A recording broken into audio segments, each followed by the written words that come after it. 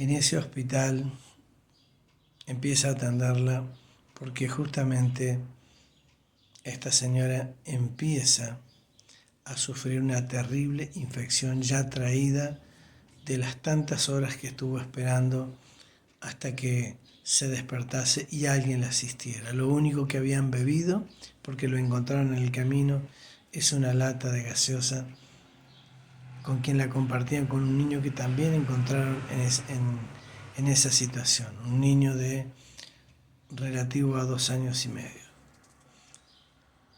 Eso era lo único que habían bebido en tantas horas, porque no había agua limpia por beber. Así lo hubieran tenido con ellos, hubiera desaparecido con esta situación terrible.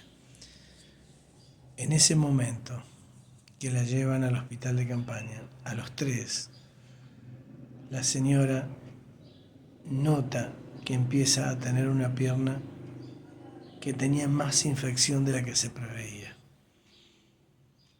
Se había lastimado.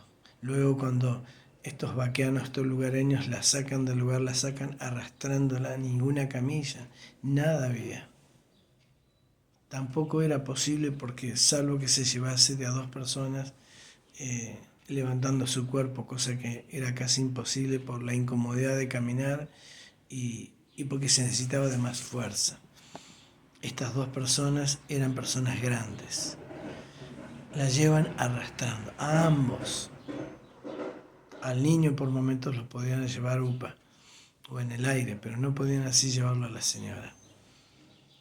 Las piernas estaban tremendamente lastimadas, con una terrible infección. Lo que había dentro del estómago de ellos era terrible, era agua, barro, hierba o yuyo, como le decimos aquí en Argentina.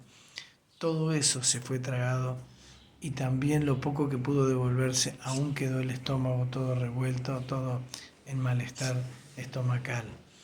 Pero las infecciones que tenía ella en el cuerpo eran terribles.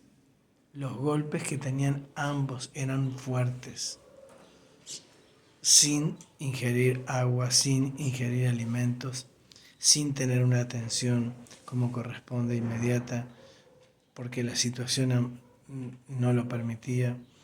Este hospital no la atiende como corresponde porque no tenían los recursos, era de campaña, había muchos voluntarios de afuera del país que como turistas se habían ofrecido para trabajar, personas relacionadas con la medicina, con la enfermería, y usted sabe que de esa forma van llevando adelante una precaria mejoría, pero la infección aumentaba. La pregunta es, ¿cómo podía solucionar su salud? Necesitaba una operación y urgente. Una de las cosas que usted se preguntará dónde estaba su esposo con los 2 niños, ya que ellos 2 más un niño que encontraron de situación de desgracia como ellos, ya estaban en un hospital de campaña, atendidos, relativamente pero atendidos. Si esta señora no era intervenida urgentemente, moría por el exceso de infección. La pregunta que nos hacíamos es dónde está su esposo y sus 2 hijos, más chicos que este que estaba con ella. Y justamente en otro punto, este varón, su esposo, empezó a caminar y a preguntar, hasta que empezó a moverse por un pueblo cercano, por otro.